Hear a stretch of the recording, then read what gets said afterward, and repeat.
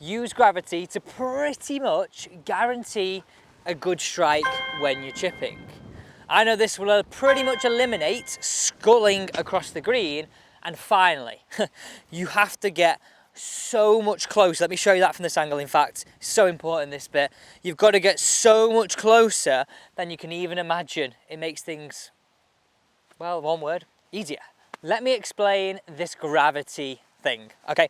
Now, wherever we place this club, it wants to drop, okay? So if I place it in front of me, it wants to drop here. If I place it behind me, it wants to drop here. Now, in the golf swing, we have this thing called rotation. So as we're swinging through, where we rotate and how we rotate from where the club starts on the way down will pretty much impact where the club hits the ground. Let me show you a few scenarios here. If I start with this club behind me and I rotate, can you see where that club hit?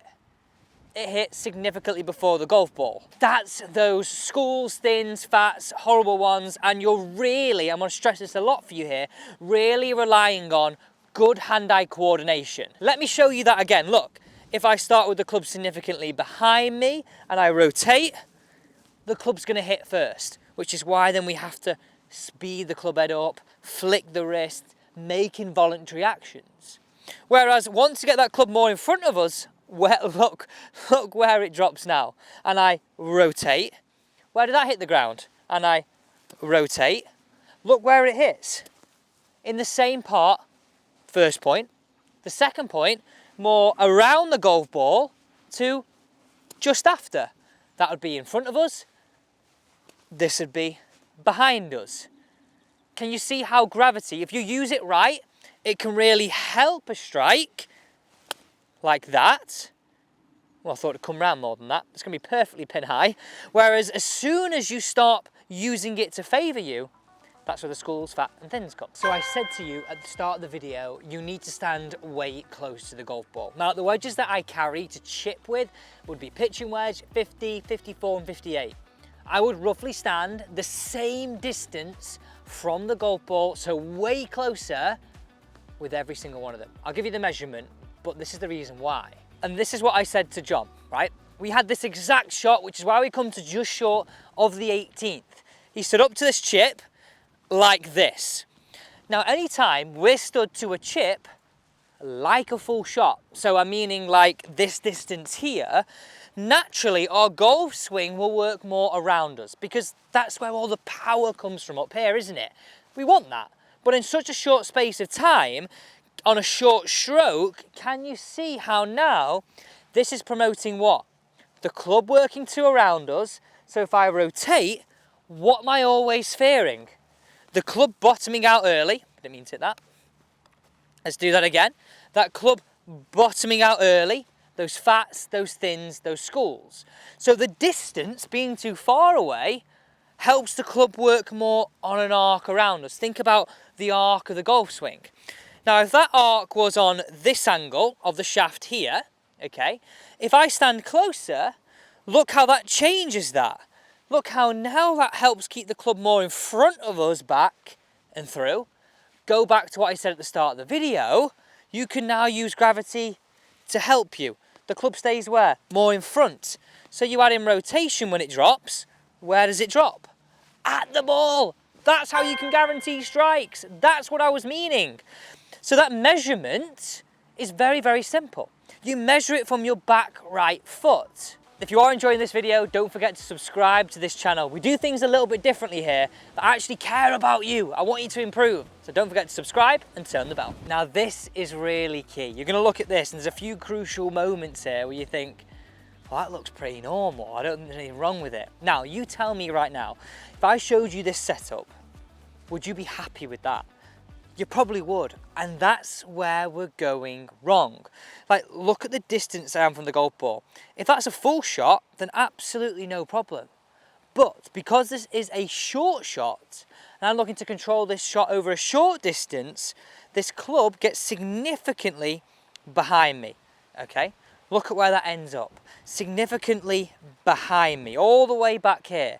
So as we said earlier, that club now wants to interact with the ground early, even with rotation. So So that means, like we said before, schooled, fat, thin shots. Hand-eye coordination has to get you out of trouble. And look at this on the way down, very wristy, and that ball starts left to target. Now, wait till you see this. This is where you go, well, I'll never stand that far away again, because now I understand the science, the logic behind it. I'm going to play this shot too before you, in a second, by the way. Okay, now look at the difference in this. If I wind them both back to the start, look how much closer I am to the golf ball on the bottom than I am at the top. Now, the key element to this is halfway back, look where my club is, okay? Yes, I've set the wrist less, but my club is far more in front of my body. So on the way down, this club can track back to the golf ball, back down, not bottoming out early and struggling with strike.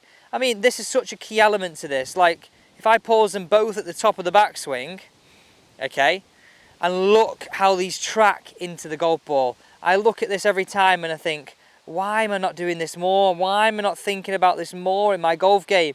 Look how much more compact I am. My chest is over that golf ball. I'm controlling it with my bigger muscles. These are all the elements I want you to think about. That's what's going through my head over this shot. And that's how I guarantee strike. Well, I say guarantee, it just happens so much more often. So I said you could do this with either wedge. So I've got 50 here, I'm gonna do it now with 58. Again, it's gonna be the same distance. So the distance you need to measure is 3 club heads. Now, I want you to go and try this. I want you to also come back in the comments and let me know how you get on. And if you want more advice and you need a few more tweaks, I wanna know. Just let me know in the comments section. So the measurement I want you to take from your back foot, your trail foot, is 3 club heads. 1, 2, 3. It's not quite right. 1, 2, 3. That's the distance I want you from the golf ball, okay? That encourages a club more in front of us and back. As soon as you let it roll round here, look how we're in this space. We're keeping it in front. You know what? I just came up with the drill there. Keep your palm on. That's how you keep it in front.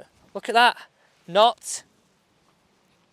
Look how it encourages this. Straight away, then we're in this space. Much closer, 3 club heads, more in front. Right, this is a tough shot, this. Let's try and play a couple down here. Back, through. I like that. I like that. I like that. Whoa. See if it wasn't a fluke. So get your 3 club heads. 1, 2, 3. You place it down behind. You keep it more in front. That's how you get a much more consistent strike. That got a terrible fringe bounce, but the strike was really good. Thanks so much for watching. Don't forget, get way closer to that golf ball. If you are enjoying this video, don't forget to subscribe to this channel. We do things a little bit differently here, but I actually care about you. I want you to improve. So don't forget to subscribe and turn the bell.